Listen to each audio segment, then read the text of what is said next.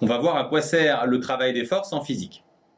Si on a une force qui s'exerce dans le même sens que le déplacement d'un objet, on a vu que dans ce cas-là, le travail est positif, on dit qu'il est moteur. La force va donner de la vitesse à l'objet, autrement dit de l'énergie cinétique. Il aura donc plus d'énergie cinétique à la fin qu'au début, donc la variation de son énergie cinétique sera positive.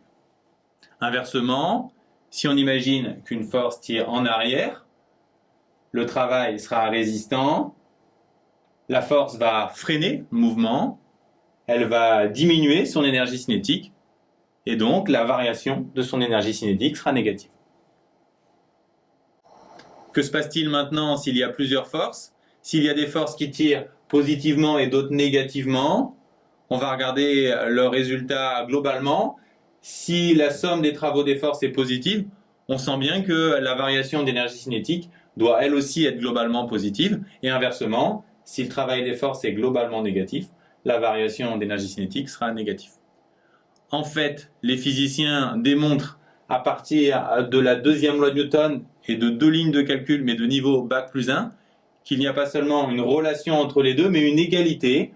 La somme des travaux des forces entre A et B est égale à la variation d'énergie cinétique. C'est un théorème qui s'applique très simplement, comme on le verra dans la prochaine vidéo.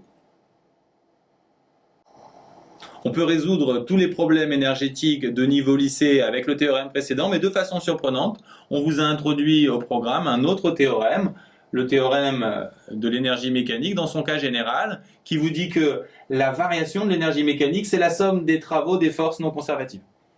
Ce qui signifie que vous devez comprendre ce que signifie une force conservative, que vous devez ensuite calculer le travail des forces non conservatives, et qu'enfin, vous allez devoir traduire le travail des forces conservatives en énergie potentielle afin qu'elle soit présente dans l'énergie mécanique.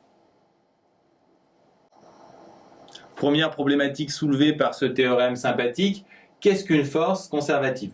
Une force conservative, c'est une force dont le travail ne dépend pas du chemin parcouru entre A et B. Imaginons par exemple un objet qui descend de A à B. On connaît une force conservative, c'est le poids, car il ne dépend pas du chemin parcouru. Le poids, c'est toujours mgh, où h est le dénivelé, qu'on descende tout droit ou en slalom. Une force non conservative, à l'inverse, c'est une force dont le travail dépend du chemin parcouru. L'exemple type, c'est les frottements. On sait bien que si on descend tout droit, on va aller très vite, alors que si on descend en slalom, on va ralentir. Si vous voulez appliquer ce théorème, vous devrez ensuite calculer le travail de toutes les forces non conservatives. Et enfin, pour les forces conservatives, elles seront prises en compte par le biais de leur énergie potentielle qui doit se retrouver dans leur énergie mécanique.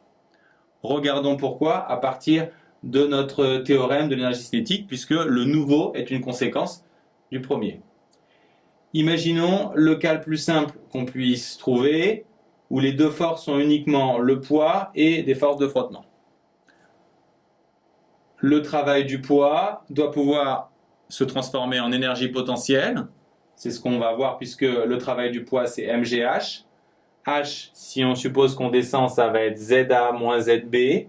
Autrement dit, l'énergie potentielle en A au début moins l'énergie potentielle en B à la fin, soit l'opposé de la variation d'énergie potentielle.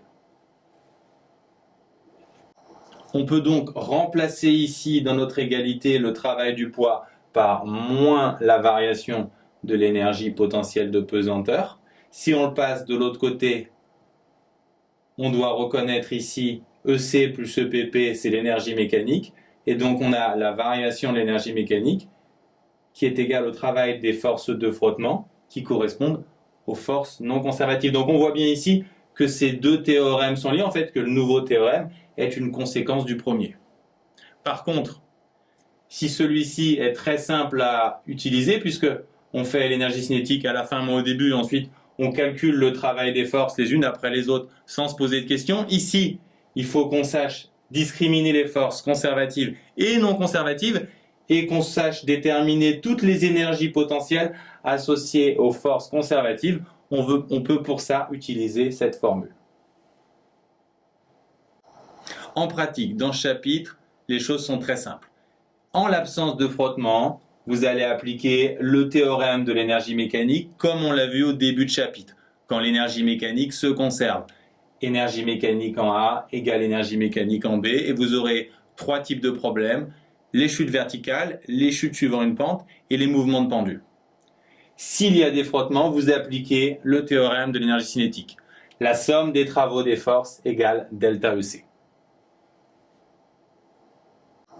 On va voir comment appliquer ce théorème dans les prochaines vidéos. Et pour les questions théoriques, vous devez savoir qu'une force conservative a un travail qui ne dépend pas du chemin parcouru entre A et B, et que dans le cas des forces conservatives, on peut, à partir du travail de la force, déterminer l'énergie potentielle.